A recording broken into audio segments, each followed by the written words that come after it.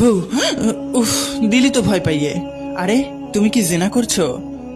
মানে কি সব আবল তাবল বকছিস? প্রেম কেবলমাত্র বিবাহিতদের জন্য, অবিবাহিতদের জন্য নয়। অতএব অবিবাহিতরা প্রেম করলে প্রেমের আগে হারাম যুক্ত হয়। প্রেম শব্দটি হচ্ছে পবিত্র। বিয়ের আগে প্রেম বলতে কোনো কিছুই নেই, যা আছে সব কিছুই জিনা। তাই কাউকে প্রেম করছো জিজ্ঞাসা না করে এটা জিজ্ঞাসা করা উচিত যে তুমি কি জিনা করছো। কেননা বিয়ের আগেই প্রেম শয়তানের কারসাজি। শয়তান মানুষকে জাহান্নামে ঠেলে দেওয়ার জন্য এসবের দিকে ধাবিত করে এবং মনে কুমন্ত্রণা দেয়। এই হারাম প্রেমও এক ধরনের কুমন্ত্রণা। বর্তমান জেনারেশনের প্রায় 90% যুবক যুবতী এই কুমন্ত্রণার শিকার। আসলে ইসলাম সম্পর্কে জ্ঞান না থাকার কারণেই আমরা এসবে লিপ্ত হয়ে থাকি। বিবাহ বহির্ভূত প্রেম হারাম। এটা এক ধরনের আল্লাহ তাআলার নাফরমানি করা। প্রেম কেবলমাত্র স্বামী স্ত্রীর জন্যই। ইসলামে প্রেমিক প্রেমিকা বলতে কোনো শব্দ নেই, যা আছে সবকিছু বিবাহের পর। প্রেম হারাম জানার পরেও যারা ফিরে আসে না, তারা প্রতিনিয়ত